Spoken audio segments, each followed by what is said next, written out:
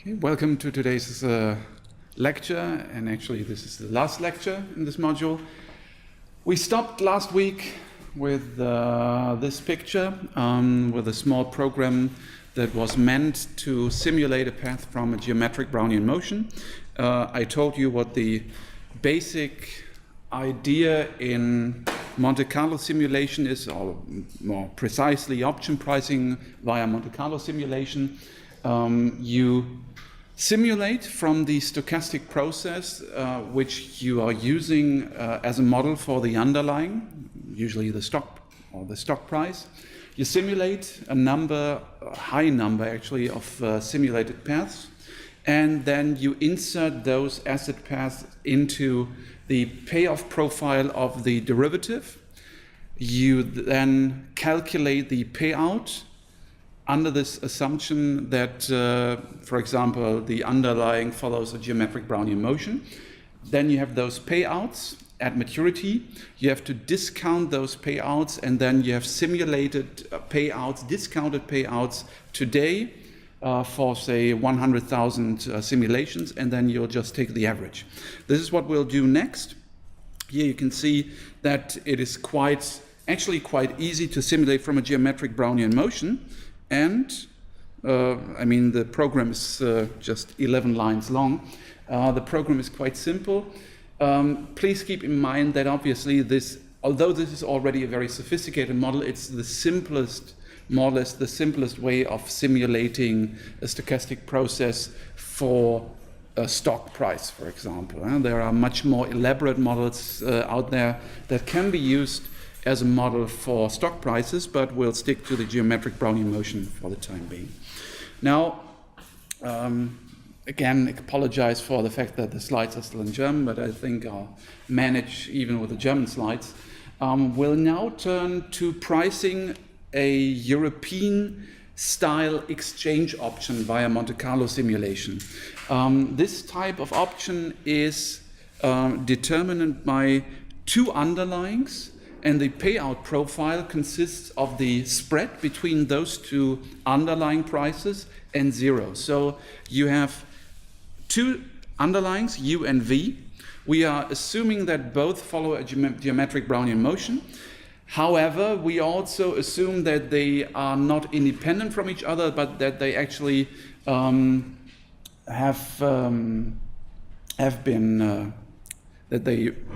these are realizations of a two-dimensional geometric Brownian motion. So there's a correlation coefficient that governs both those processes. So they have dut and dvt.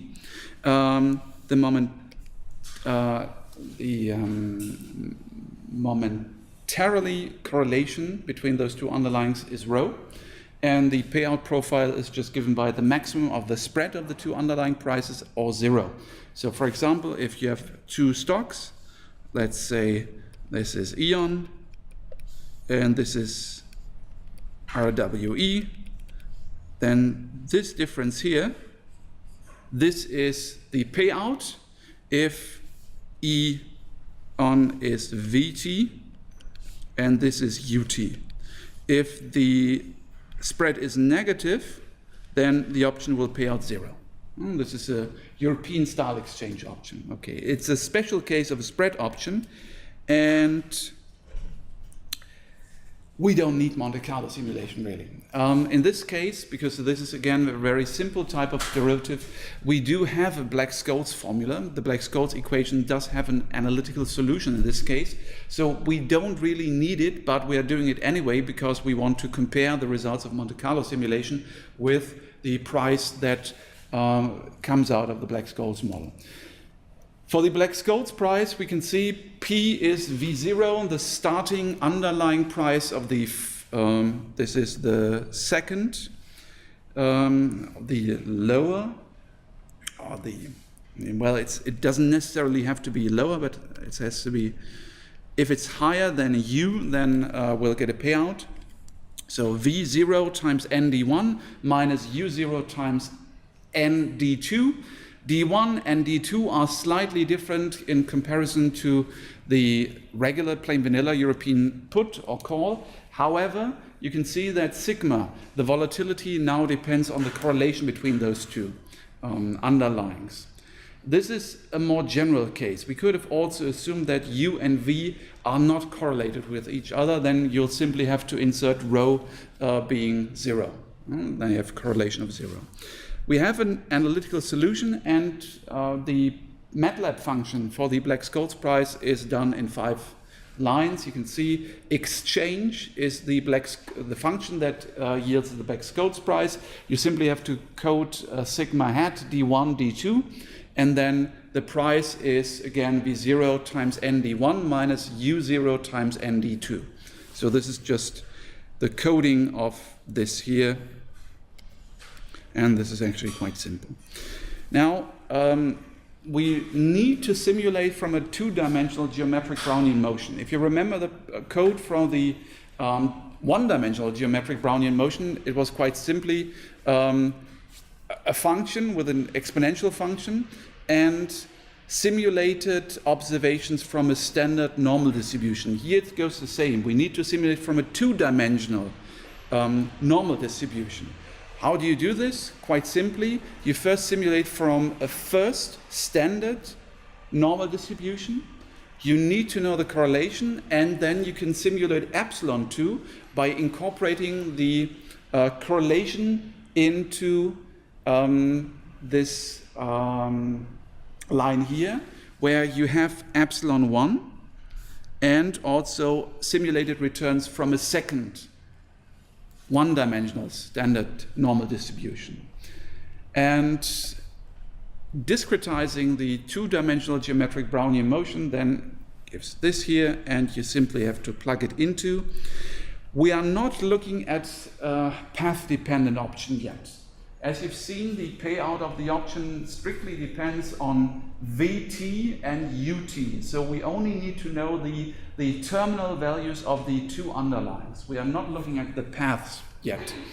So as this is not a path-dependent option, we only need the terminal values. Okay. And here, let me just delete this from last week for a second.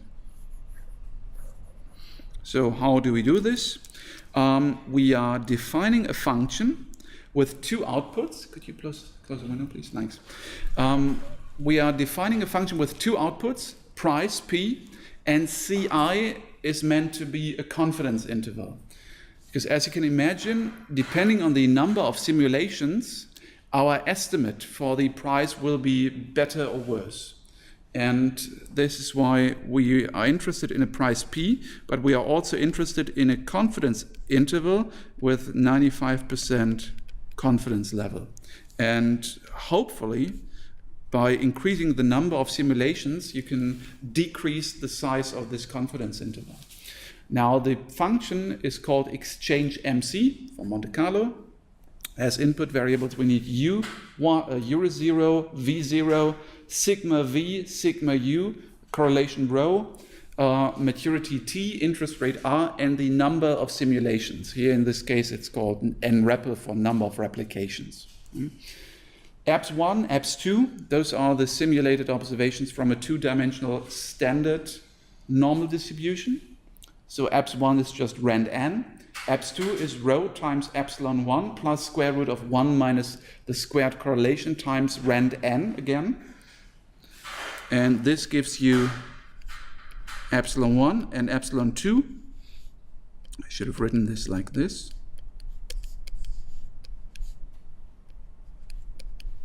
From a 2-dimensional standard normal distribution with correlation rho. I insert it into Vt and Ut. I simulate those terminal values from the 2-dimensional geometric Brownian motion. And then I have Vt and Ut, and I simply insert it into the payoff profile, just to make sure what is this?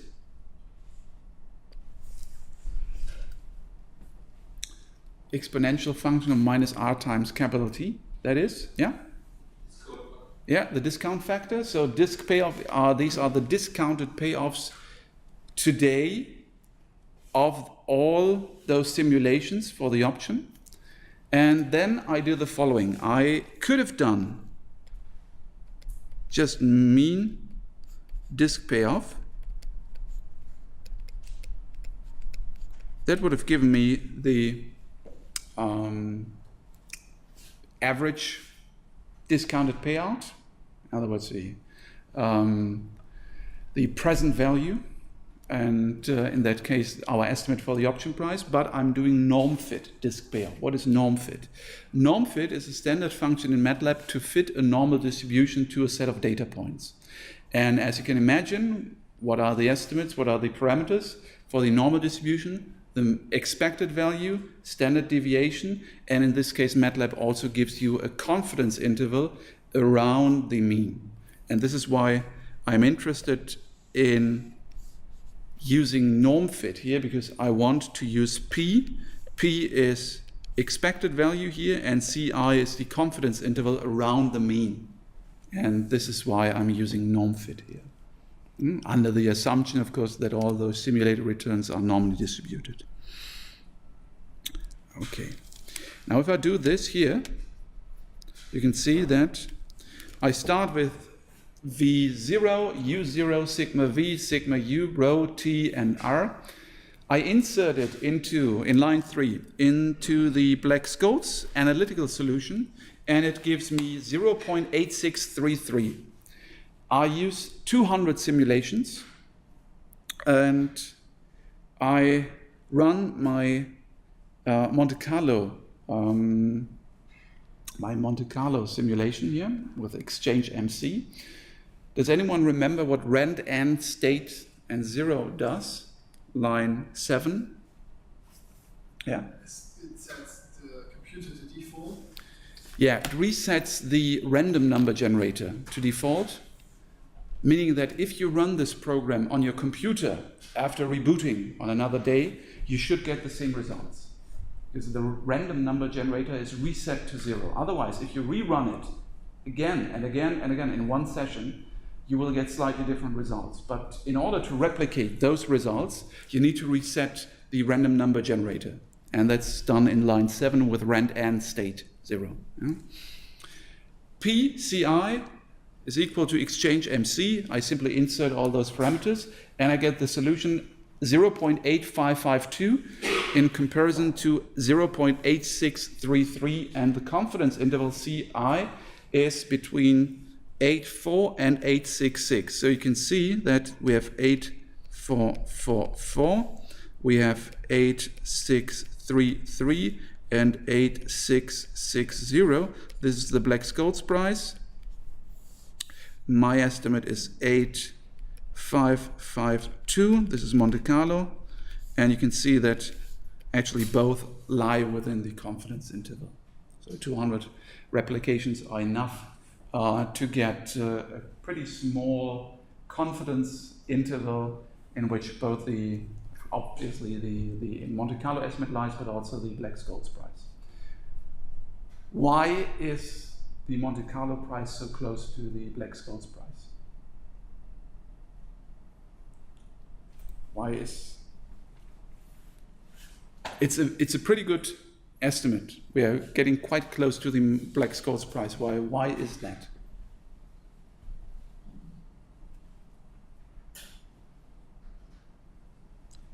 It's not just by chance, but it's logical that the Black-Scholes price is close to the Monte Carlo price, or other way around. The Monte Carlo price is quite close to the Black-Scholes price. Yeah? It makes sense that if you do this for 200,000 times, and the price would always be not around the Black-Scholes price, and the Black-Scholes price would have messed up, kind of. No.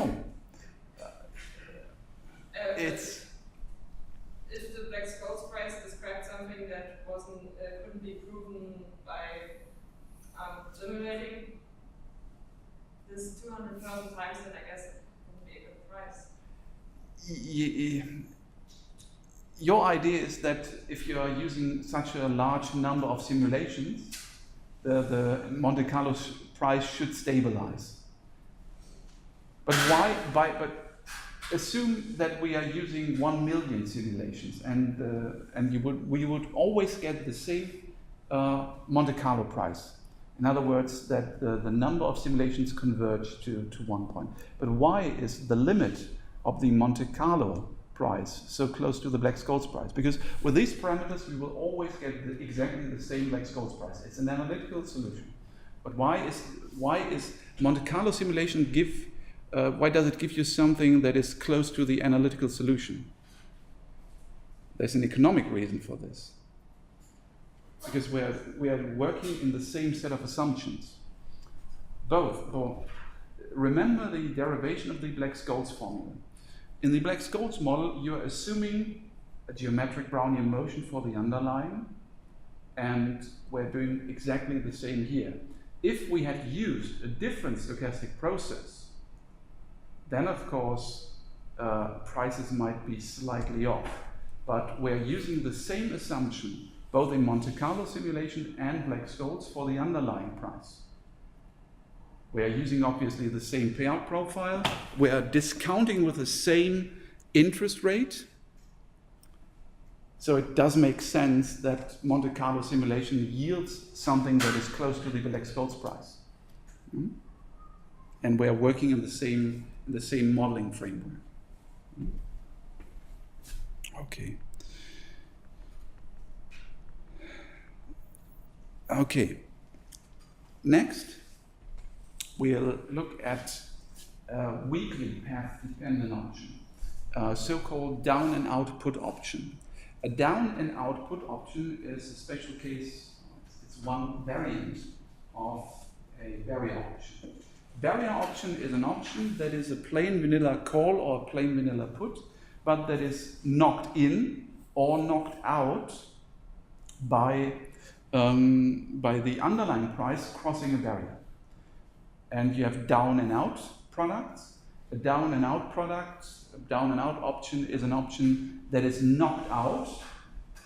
It's active as soon as the underlying price hits a barrier, and if it's hit once, the option becomes invalid and it's worthless. A down and up and in or down and in option is an option that as soon as the option, the underlying price crosses the barrier, it is activated. So it is not worth anything until the barrier is crossed for the first time. So you have down and in and down and out puts in this case.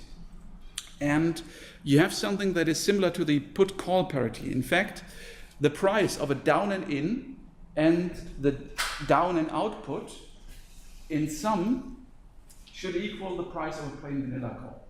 So P, that's the price for a plain vanilla put. Plain vanilla put price is equal to the price of a down and input and a down and output. Okay.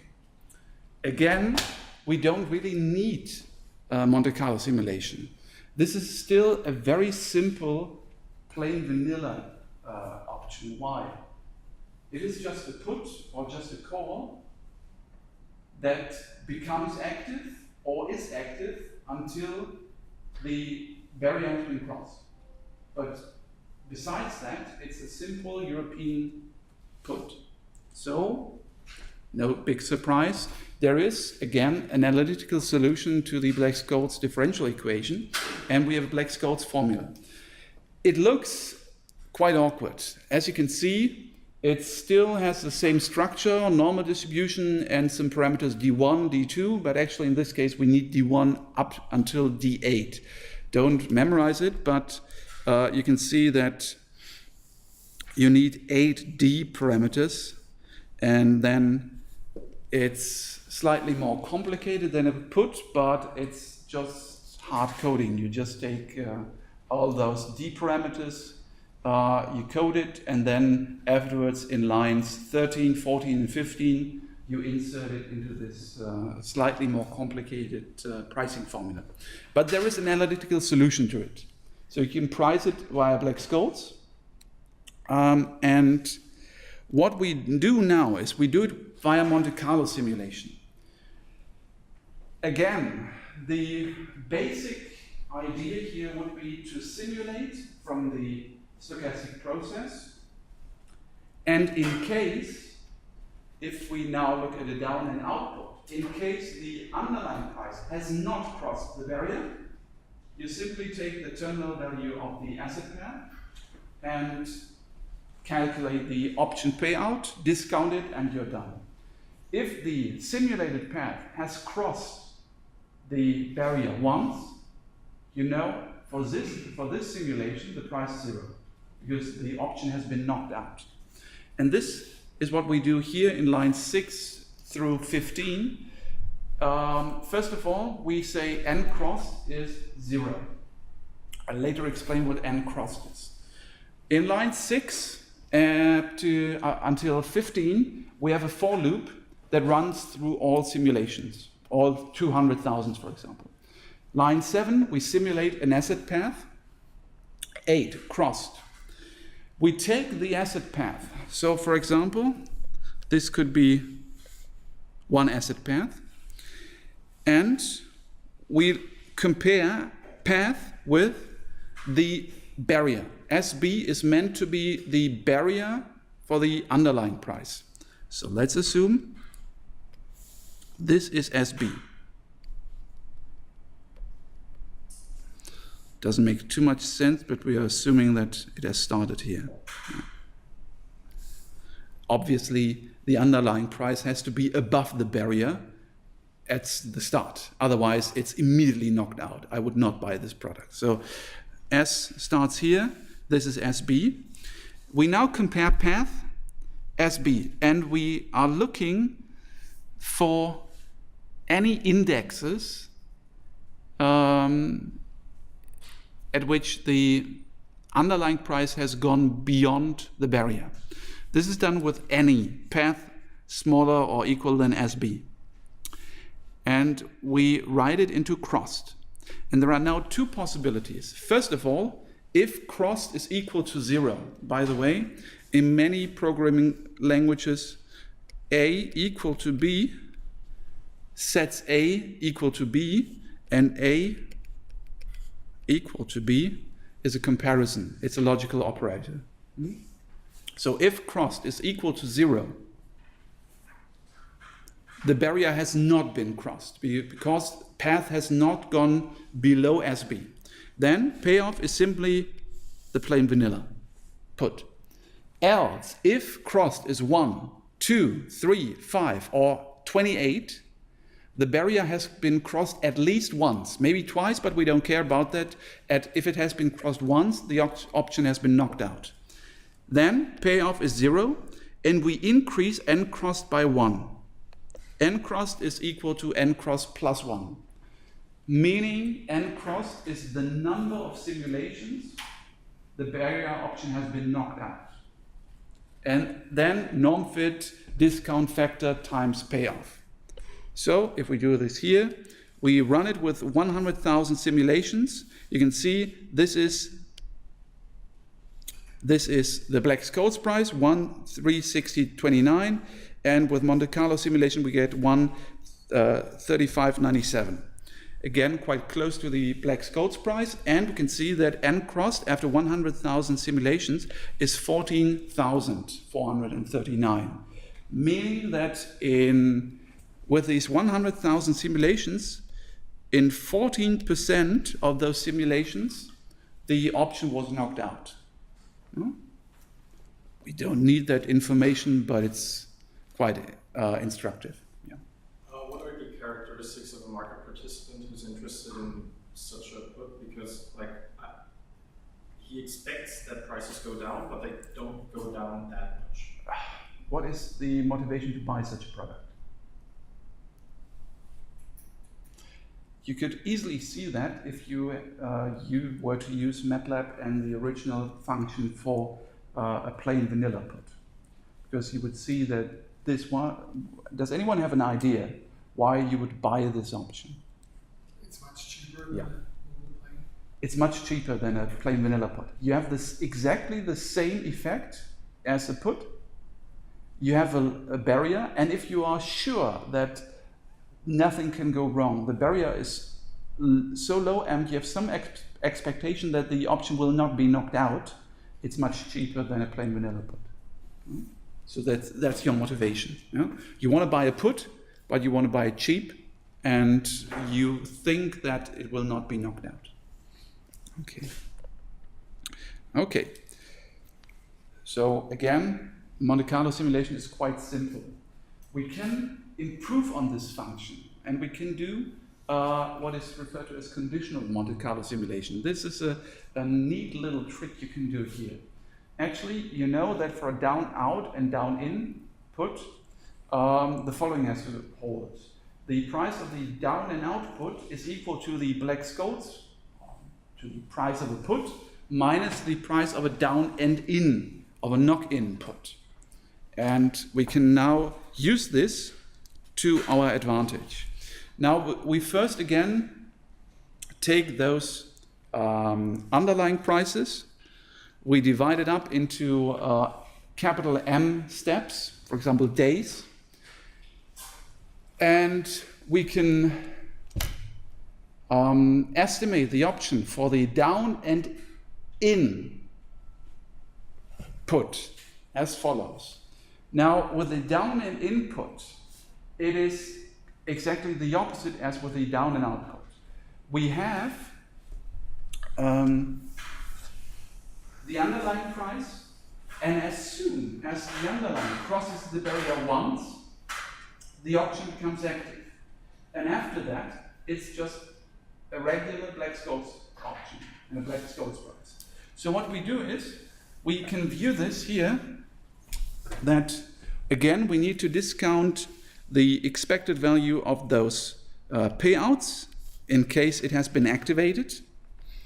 And so we can skip this. And now let's J star be the time index at which the barrier is crossed for the first time. So this is the point in time at which the option is activated. We set J star equal to M plus 1 if the barrier has not been crossed, so if the option has not been activated.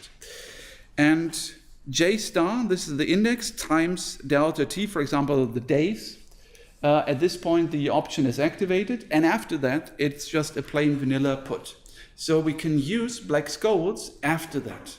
So every time we know that, for example, here, this is the barrier, and it's activated, at this point, we just know, okay, from this on, here, we can use Black-Scholes. We can use the Black-Scholes price for this maturity, price it for this moment, and then use this price and discount it to T0. And this is what we do now. You can see this down here. It's just a little bit tricky with the time periods and the indexes. For example, here you can see this is T star, this is capital T, so you need to calculate this for capital T minus T star, and then you need to discount it again. So this is what we do now. And why? I'll show you in the program. What is the improvement over the first version of the program?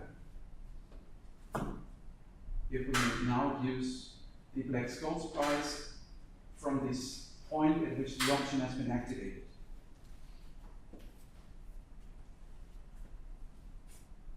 Because theoretically, Black-Scholes is the best. If you have such an option, and if you want to stay in this modeling framework, meaning risk-free interest rate is given, those parameters are given, you assume a diffusion process for the underlying price, and the other assumptions, no dividends, etc., no transaction costs, then of course Black-Scholes is the right price. Theoretically, it's the true option price. And Monte Carlo simulation or finite differences should only give you, in the best case scenario, the same as Black-Scholes. So instead of running Monte Carlo simulation from 0 to capital T to the maturity of the option, we are using Monte Carlo simulation just to find out at which point the option has been activated. And afterwards, for the remainder of this maturity, we can use Black-Scholes. So at least for, let's say, 50 or 60% of the time, we are using the exact, truly formula, and we are only using Monte Carlo simulation to get to this point at which the option has been activated. So we should get closer to the Black-Scholes price. So what we do now is, you can see here, we have a function down and output MC cont for conditional. We have this function call and put, that is just the Black-Scholes price. We generate asset paths. We look for this point in time at which, for this simulation, the option has been activated, and then simply calculate. You can see T cross, this is our T star here, the minimum find path smaller than the barrier. So you take the asset path, you compare it with the barrier, you find in brackets is a function that finds indexes at which something, this condition here is true. So you would get, for example, 5th entry, 12th entry, 25th entry, and so on. And then, of course, we want to take the minimum of find path smaller than SB, because the option is activated at the very first instance at which the barrier has been crossed. So this here gives you T star. And then, if not, if T crossed is not empty, meaning that it has been activated, n crossed plus 1 times n crossed is T crossed minus 1 times dt, and Stockwell's is a path. And then if n crossed is larger than 0, if it has been crossed at least once, we simply use the Black-Scholes price, and then afterwards we have to use this here. But be sure, you can see that actually we have to discount, of course, not over the full period, but only from 0 to T star. Again, this is this idea that we can see that here is T star. We can estimate the Black-Scholes price here, and then we only need the Black-Scholes price and discount it over this period here to T0. And then afterwards, we calculate the option price. However, if you have paid close attention, you might see that we are pricing a down and in option, but we are interested in a down and out option. No problem. We calculate the price of a put, just with the Black-Scholes price, and put minus payoff is, and payoff is the down and output, and put minus payoff is the down and in option. So remember that we are not interested in the down and output, but we are interested in the down and in put. And this is why in the end, after having priced a down and input, this here, you're just using P is PDI plus PDO. So in fact, we are using Black-Scholes twice. First, we are using the information that a down and input is just a plain vanilla put that has become active after some time, after it's been activated, and the barrier has been crossed. And we are using the additional information that a down and in plus a down and output should equal the price of a regular put. Okay. If we will now do this, you can see here we have 3.8645. This is the price of the down and output with Black-Scholes, and this is the down and output MC.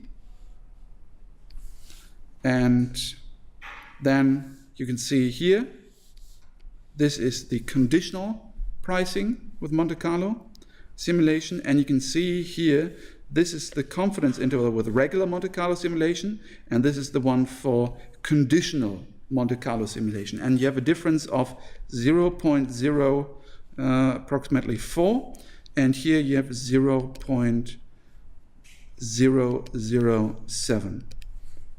So almost factor 10 smaller. It's not a big thing, but you simply exploit the fact that for this type of option, you can incorporate Black-Scholes to some extent. Okay. Actually, even for a down and in option, you don't need Monte Carlo simulation. You don't need it because it can be priced via Black-Scholes. Now, let's use an option for which Black-Scholes does not yield a pricing formula. Let's look at a truly path-dependent option. We'll look at an Asian average rate call option. It's an exotic option, and the payoff profile is given by the maximum of 0 or the average stock price minus the strike. So, if this is the underlying price, you will get an average that is like this. And if the strike is here, then this will be the payoff. And as you can see, the average depends on each and every stock price over the length, over the maturity of the option. This is why it's called a path-dependent option. You cannot simply take the final value, the terminal value of the underlying, but you need to know all those prices. And if you change one, the payoff will change. So in this case, Black-Scholes does not yield a solution. And we are assuming that we have those prices at equidistant points in time. And we now price it with a very simple Monte Carlo simulation. And it's done in 8 lines. Yeah? Actually, in 7 lines if you exclude the comment in the first line. So what you do is you simulate from the stochastic process path.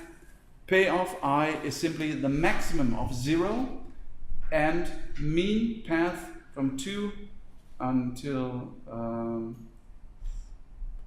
and samples. There is a slight typo here. Should not work. It's not smapples, it's samples. Of course. So you take those simulated paths. You take the average of all the underlying prices in one simulation, and average minus k, the maximum of this average or 0, gives you the payoff, and then you know the drill. Discount it, take the average, fit a normal distribution to it, and you get the price. And then you have priced an exotic option with Monte Carlo simulation. As you can see, it's a very simple program. It only gets complicated in case you're using more sophisticated stochastic processes. But actually, you can see the pricing is quite simple. You would simply do what? You would substitute this here. As you can remember, this was our auxiliary function that simulates from a geometric Brownian motion. If you substitute the geometric Brownian motion with a more elaborate stochastic process, you would simply change line 5. You would have a different auxiliary function that simulates from, say, a jump diffusion process or stochastic volatility process, and then you would get better and more, better simulated returns and asset prices. Okay. Now, next, we want to improve on this estimation, and this is done via controlled Monte Carlo simulation, or the use of control variables. The idea is quite simple, and it's taken from generic statistics. In statistics, you have a sample and you want to estimate a parameter in your population.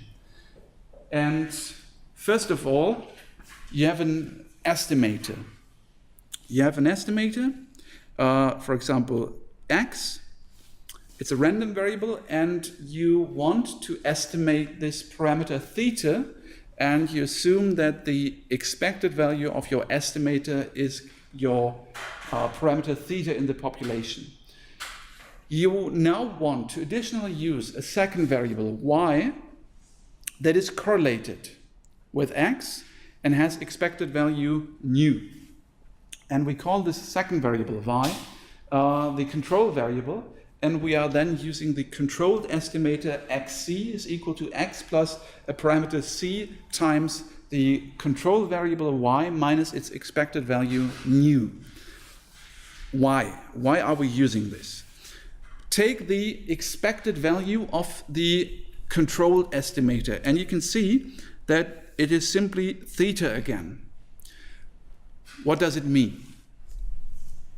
If this estimator has the same expected value as the first one, and it's the parameter we are looking for in the population, there's a special expression for this in statistics. If your estimator has an expected value that is equal to the parameter you are trying to estimate in the population. No? It's unbiased. Unbiased, yeah. In German, it's unverzerrter Schätzung. If the estimator has an expectation that is equal to the parameter that is meant to be estimated, it's an unbiased estimator. If you ever have an estimator that is not unbiased, don't go any further. That is the most simplest requirement for a statistical estimator you will have. That at least in expectation, you are estimating the true parameter. Just in German again. Ein Schätzer muss immer unverzerrt sein. Ansonsten brauchen Sie den gar nicht erst benutzen. Es geht ja darum, dass Sie aus einer Stichprobe Parameter in der Grundgesamtheit schätzen. Und wenn der Schätzer schon nicht unverzerrt ist, dann brauchen Sie sich den auch gar nicht erst mehr anschauen, weil dann natürlich die anderen Eigenschaften erst recht nicht mehr gut erfüllt sind. Also die erste Eigenschaft ist Unverzerrtheit, dass Sie keinen Bias haben, dass der Erwartungswert des Schätzers gleich dem zu schätzenden Parameter in der Grundgesamtheit ist. Und dann geht es natürlich darum, dass Sie möglichst wenig Daten benötigen, dass Sie möglichst schnell auf einen guten Schätzwert kommen. Und deswegen haben Sie dann sowas noch wie die Varianz des Schätzers, dass der Schätzer konvergiert und alle ähnlichen Eigenschaften. Und die erste Eigenschaft ist erfüllt. Der ist unverzerrt, genauso wie x. So, xc is unbiased. Next, if we want to use a second estimator that is supposedly better than x, it does necessarily have to have a smaller variance. And we'll look at this. The variance of xc is the variance of x plus c squared times the variance of y plus 2 times c times the covariance between x and y. Now, if we take c and estimate this parameter c optimally via the covariance divided by the variance of y with a negative sign, we'll get an unbiased estimator that has a variance that is given by this, and assume that you have a correlation that is unequal to 0, that is different from 0. That means rho squared, because rho is an element,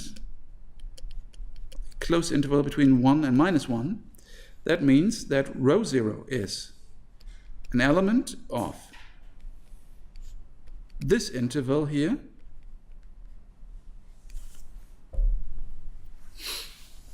and in that case, what could happen? You can see that if you multiply both sides with the variance of x, this here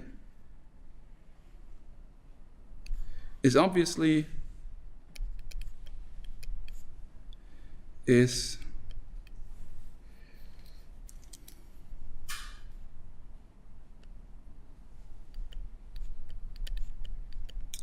from this interval.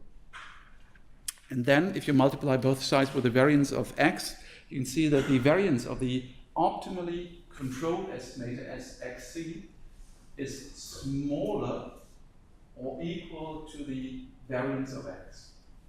So both estimators, x and xc, estimate the same parameter, theta, but the variance of the estimator is smaller. In the best case scenario, it's smaller than the variance of x. So you should get a better result. So what do we do now? We have x, and we need a variable y. However it looks like, it needs to be correlated with x. And as you can see, you will have a reduction in variance of the estimator as long as the correlation is not 0. So you can use any type of variable that is correlated with the variable you want to estimate. And we do this here in this example of an Asian option.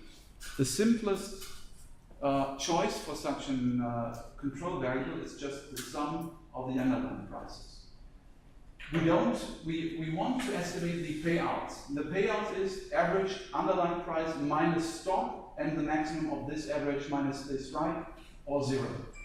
However, if this is x, what variable is correlated with x? Obviously, the sum of the underlying prices. And the idea is now to simply run 2 Monte Carlo simulations. You run a first Monte Carlo simulation in which we simply come up with sums of the underlying prices for each simulation. And then we do a second Monte Carlo simulation in which we use this additional information.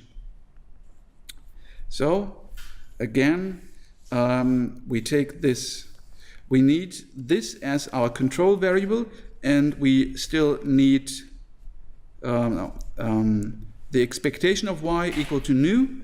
We calculate this here, and this is a result we are simply using from the geometric Brownian motion.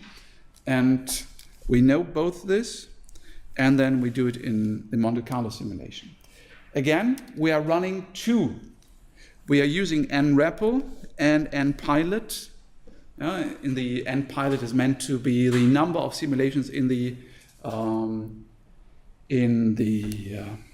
initialization. So we simulate in tripath. We sum those simulated stock prices up, and we get stock sum in line 5. Then PP is the mean of those tripaths, and we get the payoffs, and then we calculate in lines 8 the covariance matrix between the option prices and our stock sums, because we need the correlation between x and y. Then dt is t over n samples, and then the expected sum, this is nu. This here gives you rho. And then we have our parameters we need. Remember, xc is what? It's x plus c times y minus nu. So we have nu, we have rho. We need, remember, this is c. Better make it more precise. Line 8 gives you rho from the covariance matrix, and C here is C star. So we have C star, we have the parameter nu, and x and y can be taken from line 5 here. And this is what we do. Line 5, we simulate from the geometric Brownian motion. Line 6 is the payoff. And line 7 again. And the control variable is x, C star, this is y, and this is nu. And then we do our fitting of the normal distribution. Instead to pay off x, we do it to control vars, which is xc. This here is xc.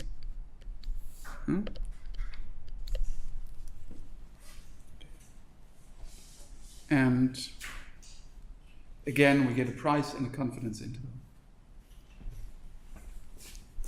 Now, if we do this and we compare it to the previous regular Monte Carlo simulation, you can see that here we get a confidence interval that is slightly smaller. So we get slightly different price as well, but the confidence interval is smaller, and that's what is supposed to happen.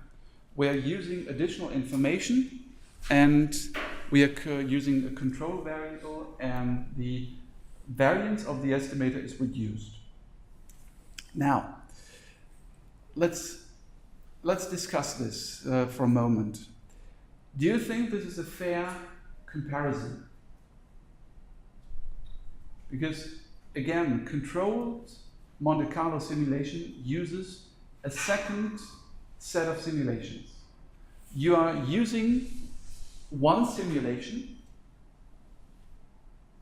and you are initializing the parameters for your control variable, and then you're doing a second set of simulations in which you are estimating the controlled estimate.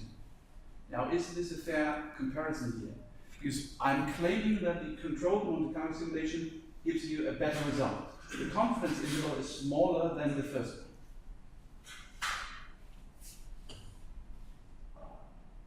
When it comes to computational time, you can see it is close to a near perfect fair comparison. Look at line 2 and look at line 8. In the first set, we are using 50,000 simulations and doing the regular Monte Carlo simulation. In line 8, with the controlled Monte Carlo, we are using 5,000 in the first set of simulations to initialize the parameters to get C star. And then we only use 45,000 in the second set of simulations. So when it comes to computation time, both should be equal, more or less. Because in both scenarios, we are using 50,000 simulations. But in the first program, we are using all of those 50,000 to do the normal Monte Carlo simulation. In the second program, we are first using the first 5,000 to initialize the parameters, and then we only use 45,000 simulations to do the Monte Carlo simulation for the option price. So this is the difference here. It would be unfair if I had come up with a function 50,000 and then 60,000 simulations, because then we would not be comparing apples to apples.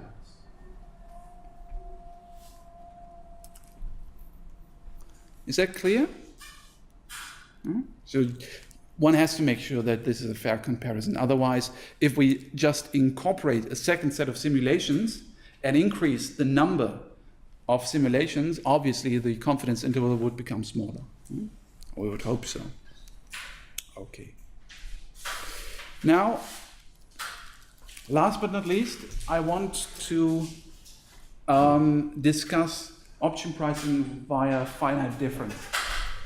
Finite differences, has anyone ever seen finite differences? For example, in numerical analysis, computer graphics. Finite differences are also used in applications and in applied mathematics and engineering and sometimes physics, because it's a very general technique to solve differential equations. Even the math students have never seen finite differences? No? Yeah. Okay. What is the idea with the using finite differences? Finite Differenzen. I did this yesterday with the bachelor students as well. Remember, what is the difficulty with the Black-Scholes differential equation? It's a differential equation. And differential equations, especially stochastic partial differential equations, are hard to solve. Okay. Why are they hard to solve? Because those are very simple equations that, as you can see here, include derivatives. What is a derivative? Yesterday I asked the bachelor students for a definition. What is the first derivative of a real valued one-dimensional function in one variable? Very simply, it's defined as and point x0, it's the limit of x to x0 of what?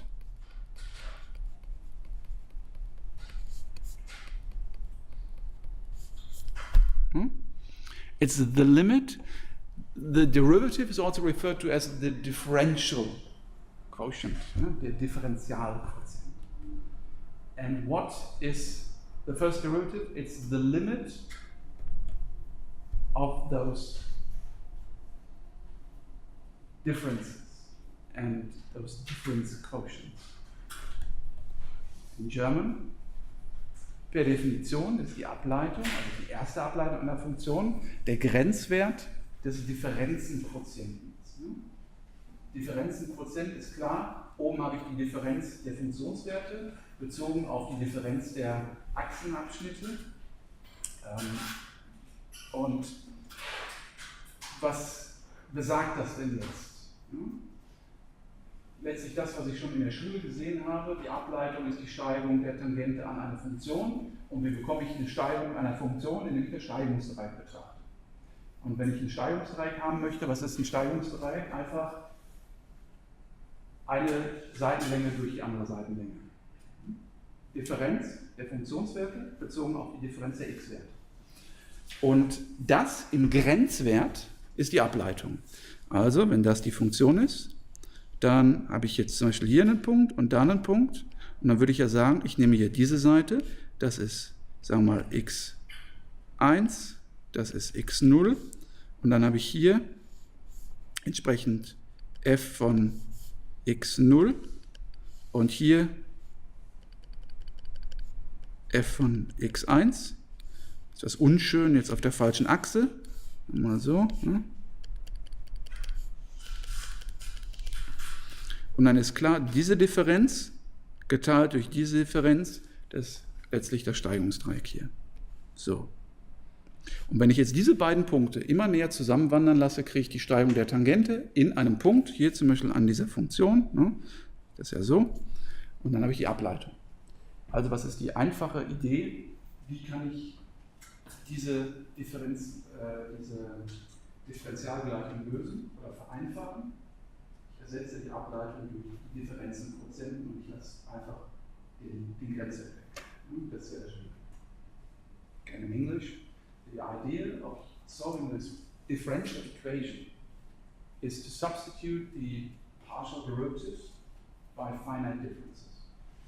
By those finite differences, and we do it on discrete layers, on discrete grid, with the dimensions time and underlying price. It's actually very simple, in this case at least. First of all, we need to set a maximal stock price. So for now, assume S max is equal to 1,000 euros. We are excluding the Volkswagen stock price in the financial crisis, where it actually hit 1,000 euros, but let's assume that we have no market manipulation and there is a maximal stock price of S max equal to 1,000.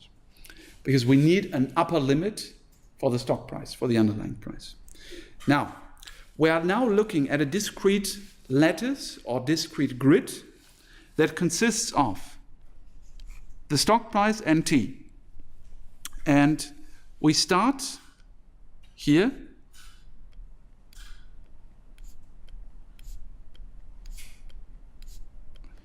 And this is the dimension time. So we start with 0, delta t, 2 delta t, and so on, and this is here capital T. And in each of these time points, we can get the stock price.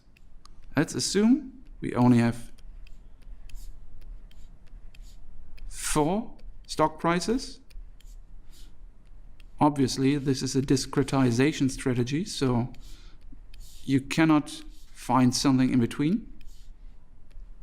Oh no, there's no point here. Okay. And we assume that the stock price can be 0. This is delta S. equal to, let's say, 10 euros, 20, 30 euros, and this is S max. Now let's assume we just look at 30 euros. This is our discrete grid. And as you can see, under this very simple assumption that we have stock prices and time in discrete, given in a discrete manner, we get this discrete grid. By the way, again, you can see what is done here. It's close to the binomial or trinomial model. We are moving away from continuous time to discrete time. And when moving from continuous time to discrete time, solving the Black-Scholes model or this pricing model is much easier than in continuous time.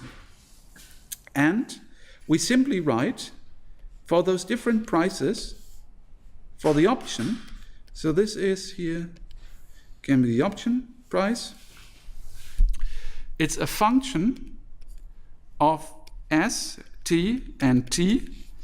And because we know that S, T, and T are given with this discrete grid, we can simply write this as F00. This here is F01.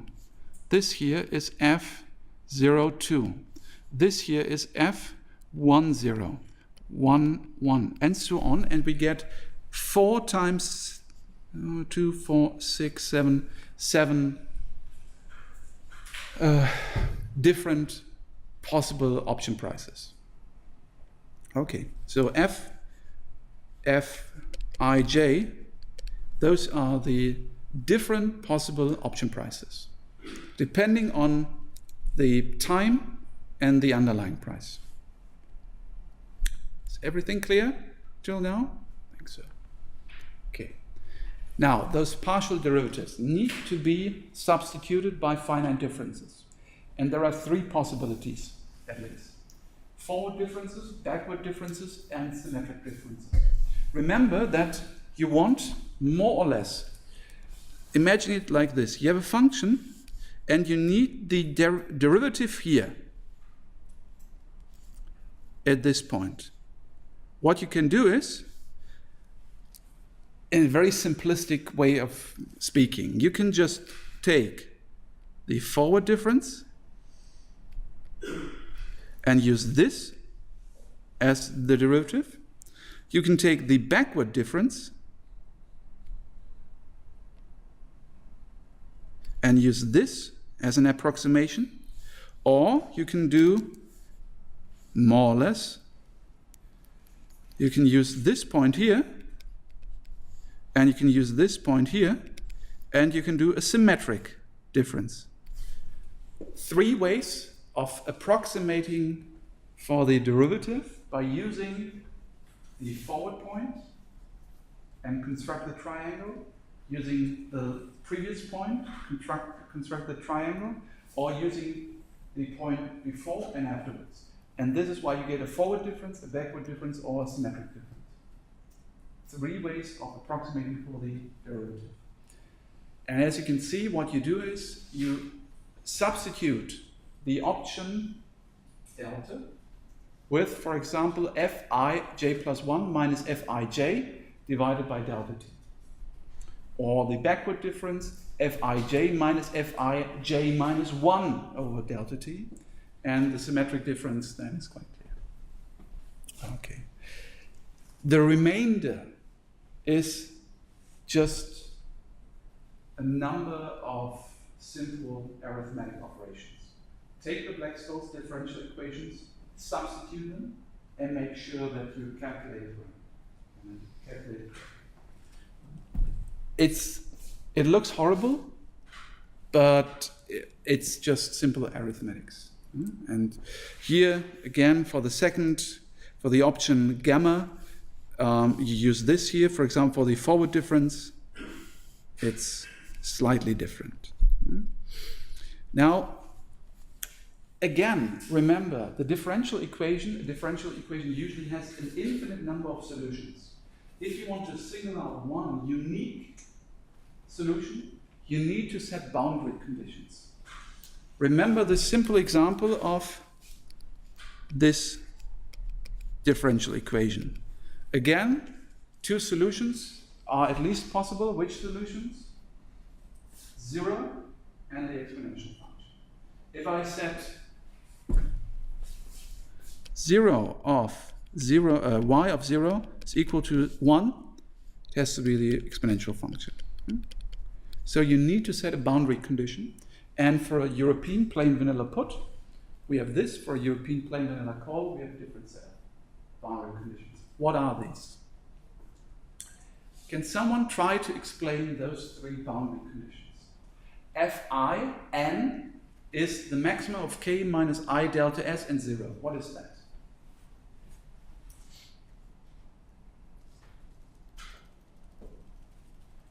Remember, I is the index for the stock price, and j is the index for the time. So what is I? Fin. That is in the grid. Remember, fin, let's look at it here. What is fin?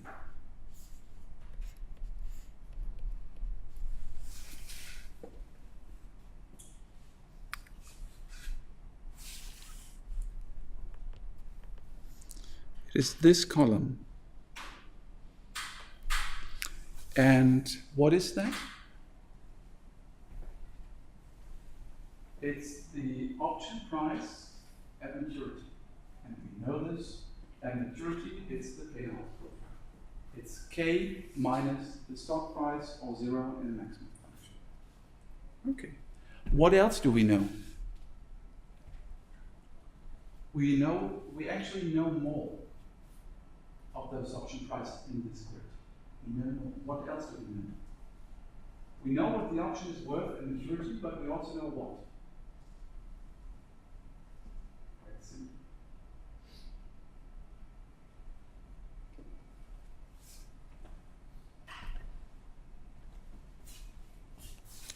We know this, and we know this. Why?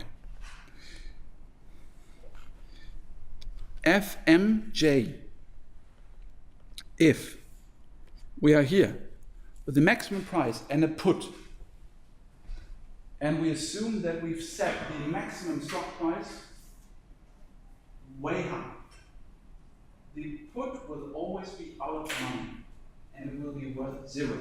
So you can simply write Fij in this uppermost upper line, always 0, 0, 0, 0.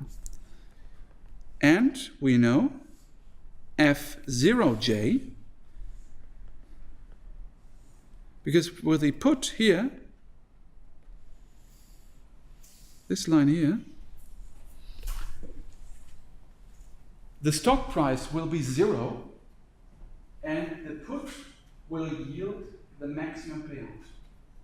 And it will be just this here. K, the strike,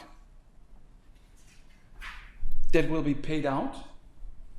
The stock price will be 0, so you don't need to subtract anything and simply take the strike, discount it, and you will get the payout and the price of the option. So we do know a lot about this grid. We know the first and the last line, and we know the last column. And again, you can see the resemblance to the trinomial and binomial model. What you do now is you take this grid and you calculate the remaining points in this lattice. You try to estimate this and this, then you can estimate this and this and this and this and this and this and this and this and this and this. And then as soon as you have this here, what do you know?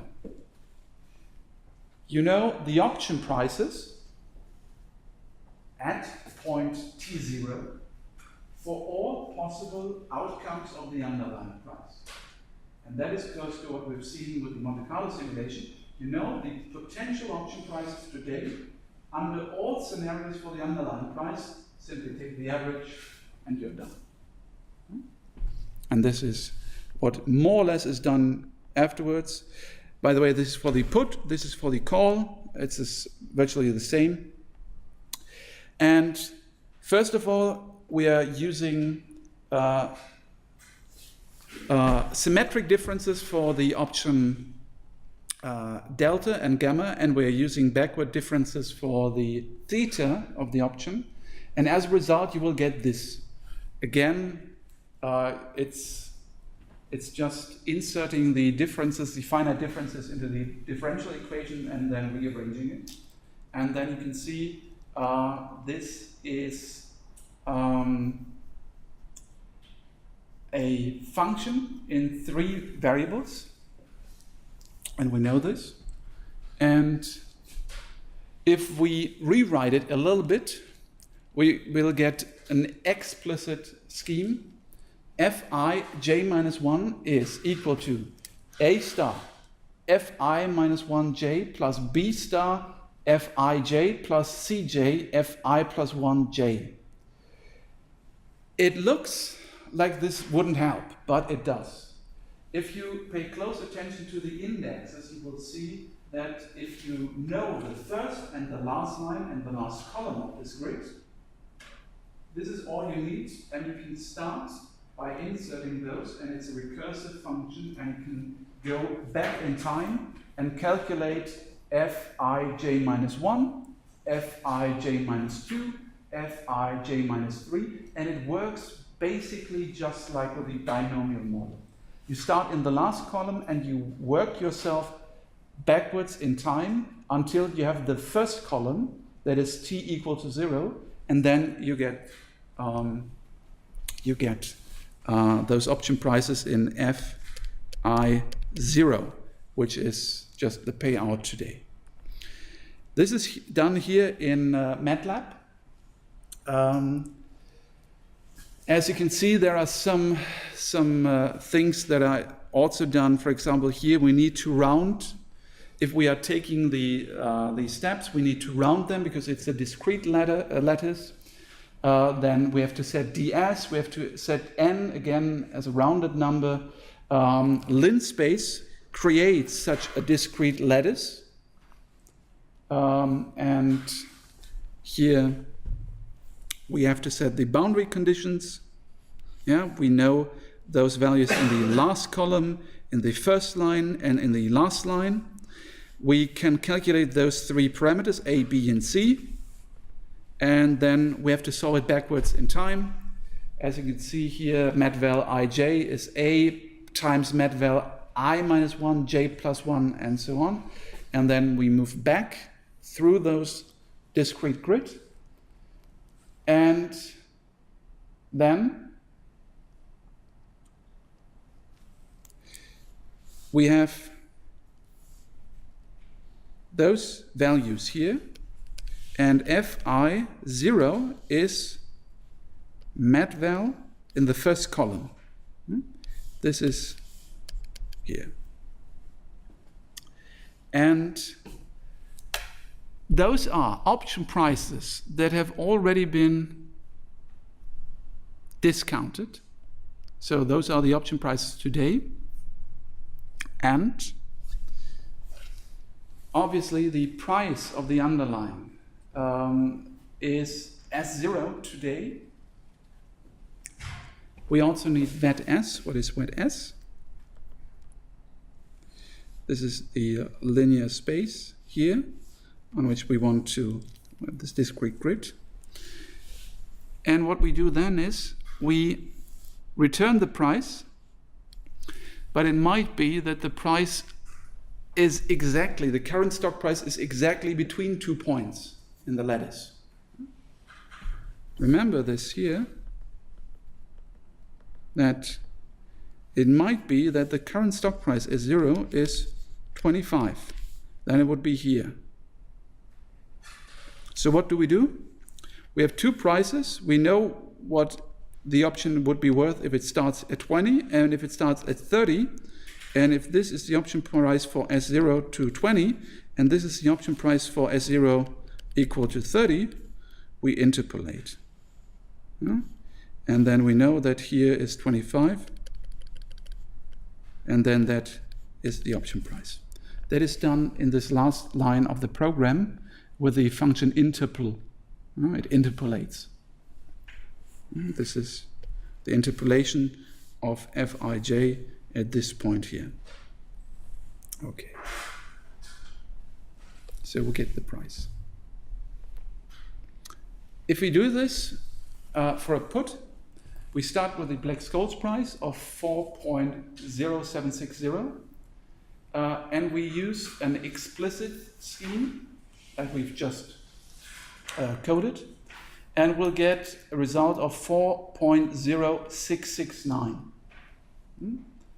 Second example, slightly different parameters, 28446 and 28288. Again, the finite differences give a result that are close to the Black-Scholes price. Is it surprising? No, of course. Why? We are simply trying to approximate the Black-Scholes price.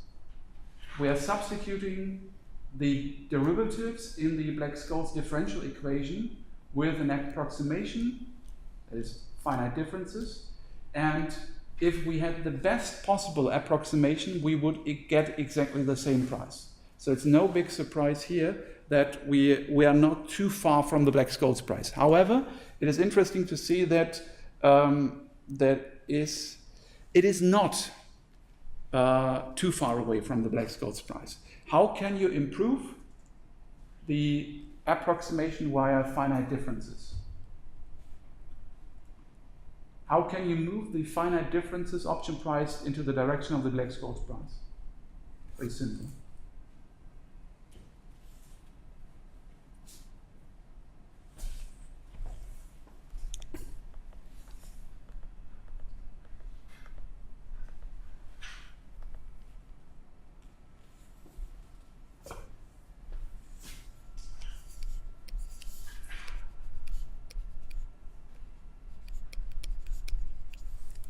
By increasing the number of steps and the number of points in the grid. If you take the discrete lattice and you make it finer and finer, you are moving back from discrete time and discrete changes in the underlying price to continuous changes in time and the underlying price. And if you were to use n, and n equal to infinity, very large, you would get the same price. Because then, basically, you would have Black-Scholes again, continuously. So, in this simple example, of course, you can see that this doesn't make too much sense. But it is interesting. Look at this here. The function has as its parameters ds and dt. The last two.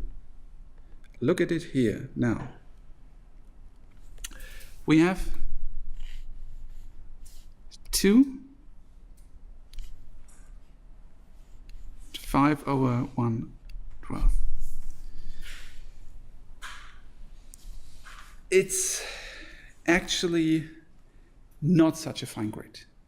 It's quite interesting to see that here, 100, let me just check that.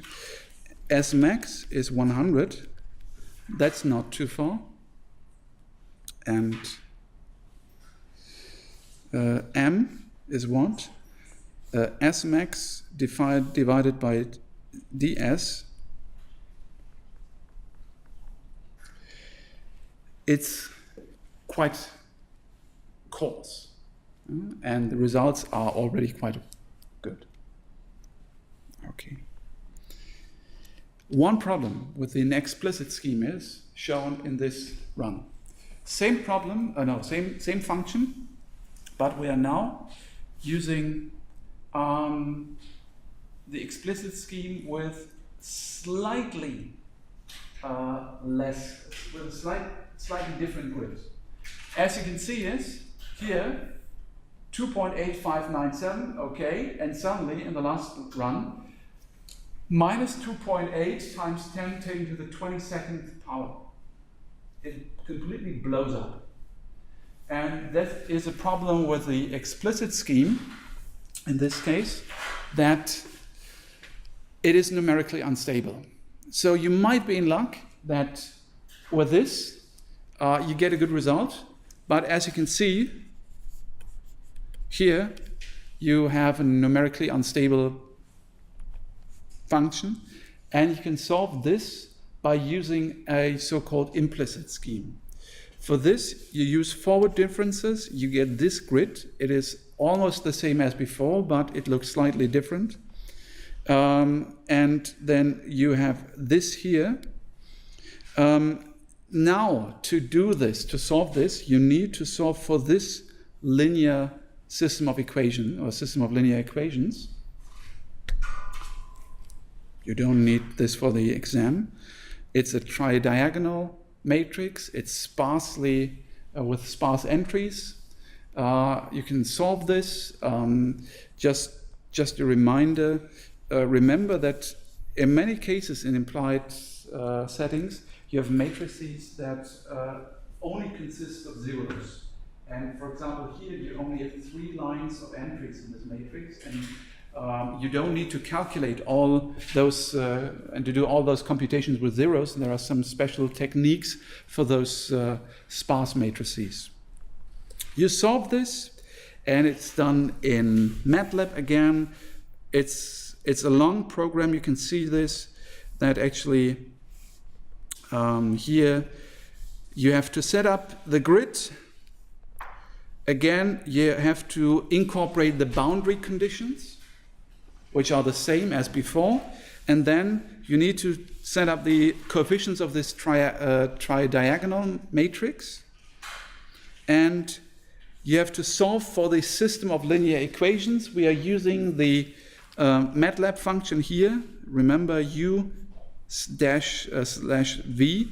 That is the operator that solves for a system of linear equations.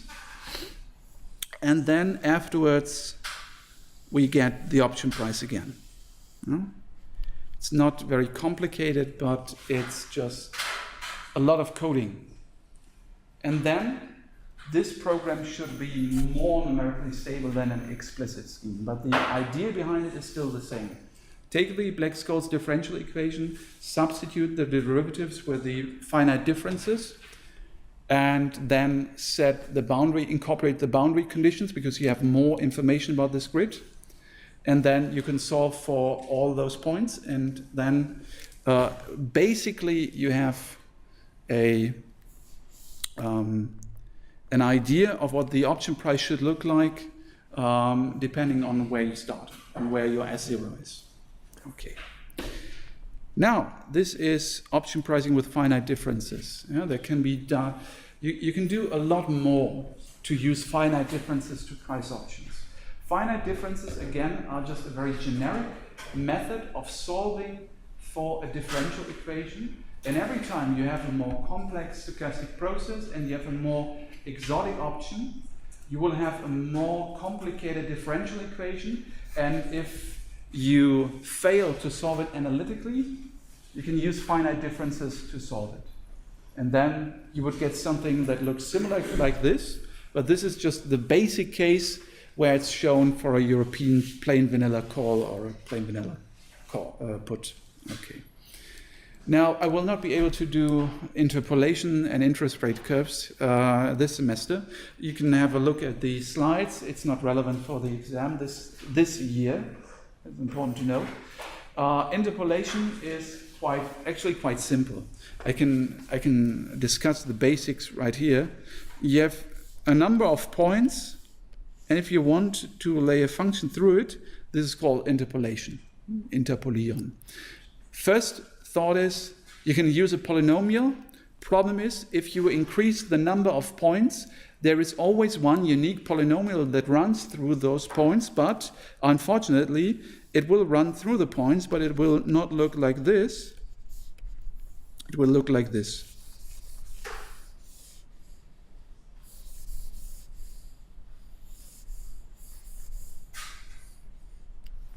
You get my drift. Problem with a polynomial is it will oscillate. And this problem will become larger and larger if you increase the number of points you want to interpolate. Simple solution is what is called a spline. A spline is just a function that uses low-degree polynomials and glues them together.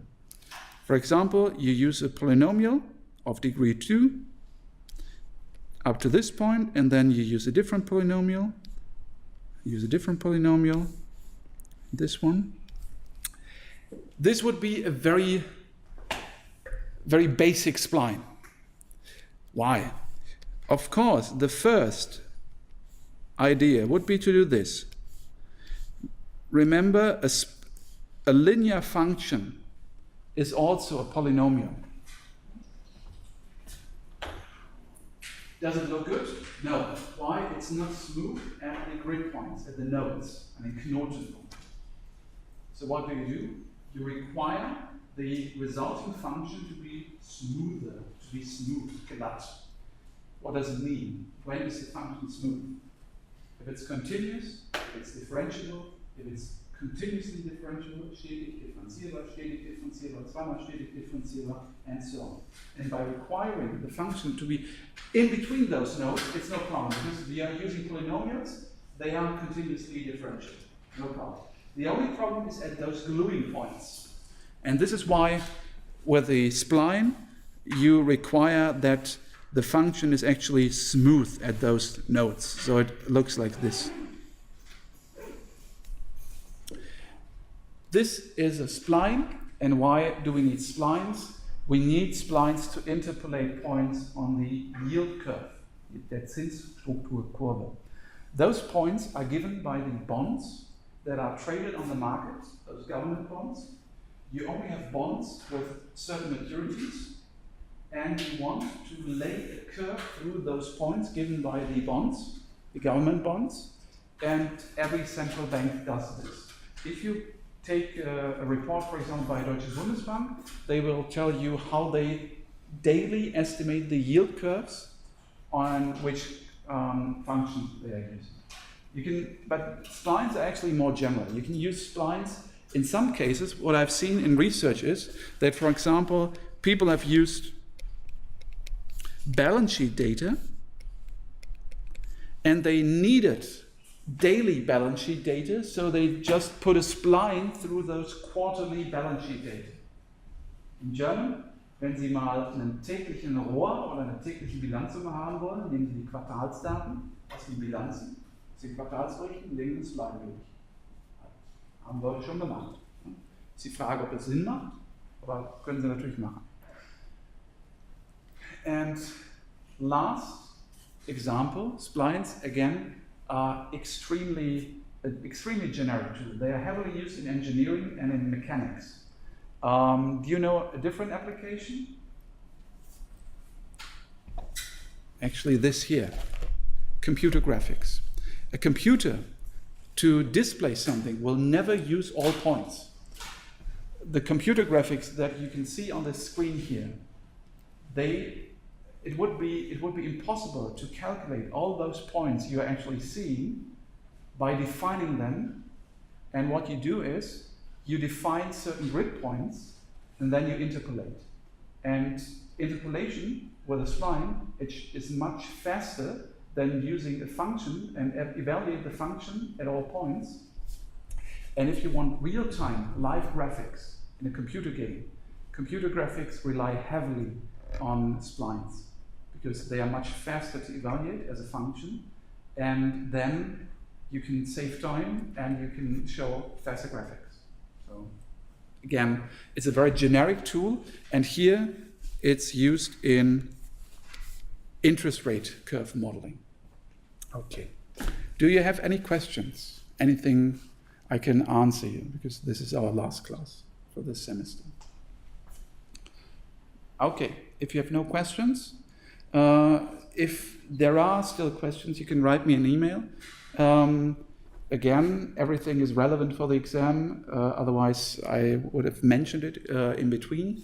And obviously, sections 7 and 8 are not relevant this year, so no interpolation in interest rate curves. MATLAB coding is not relevant actively, but as you can have a look at the previous exams, and there's always one question with a MATLAB program that has been slightly altered at least when it comes to the function name. And then you have some questions concerning what the function does, why it is doing something, what is calculated.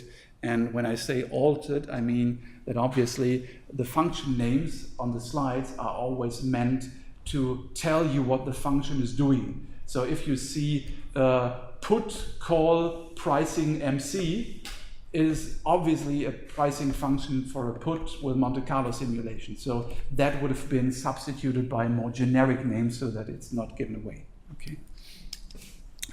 MATLAB, again, you need to know it passively. You know need to know what the programs do. And you have a lot of tutorials, previous exams, and you should concentrate on that. Yeah. Okay, so if you have no further questions, good luck in the exam. Yeah? Ja, ja, ja, die sind auf Englisch, ja, die Fragen. But you should be able to translate it.